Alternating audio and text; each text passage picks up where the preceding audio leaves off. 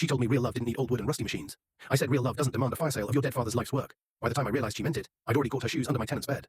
I'm 33, live in Milwaukee, and I'm the kind of person who keeps a set of shims in the glove box. The workshop that anchors this story sits behind a narrow two-story brick house at 642 East Chambers Street, River West. Zip 53212. It was my dad's Harold Harper, carved out of a drafty carriage house in 1997, with a loan I still have the copy of, notarized January 8th of that year at a downtown BMO branch. He fixed jukeboxes and pinball machines for bars along North Avenue. I grew up holding flashlights and sanding playfields, and when he died 3 summers ago, I moved his orange coffee mug to a safer shelf and learned how grief tastes when it's mixed with sawdust. By day, I'm a structural engineer for a mid-size firm off Water Street.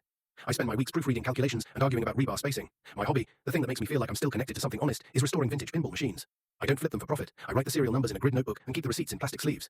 240 for a Bally chime unit from an eBay seller in Akron on March 12th. 48 for a bag of 47 bulbs from a guy named Biscuit Hound, who ships like a saint. There's nothing glamorous about it. The workshop smells like shellac and oiled metal. The radio barely works unless you slap it. It is mine. Her name doesn't belong in the title and maybe doesn't deserve the dignity here. But people are real, even when they disappoint you. Lena was 31 when we got engaged last fall, a marketing coordinator who made sock ads look like poetry. We met at the Milwaukee Film Festival, standing in the same line for a documentary neither of us liked.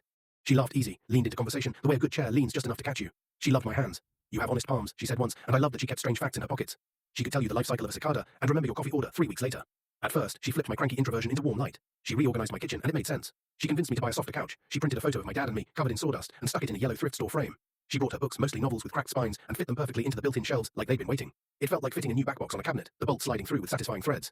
But a few months in, the red flags were small and neat, like thread pulled from a sleeve that doesn't look dangerous until the sweater gathers in your lap.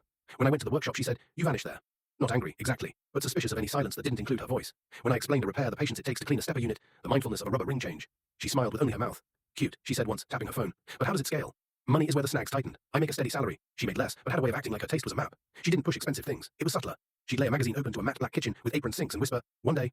She floated timelines. "By next summer we should have a plan," she said in January, "and by March, let's clear the junk." The junk meant my father's presses and lathes and drill press, the battered stool with the burn scar, the cardboard lids labeled Williams pop bumpers, 1966. Full story in the channel below.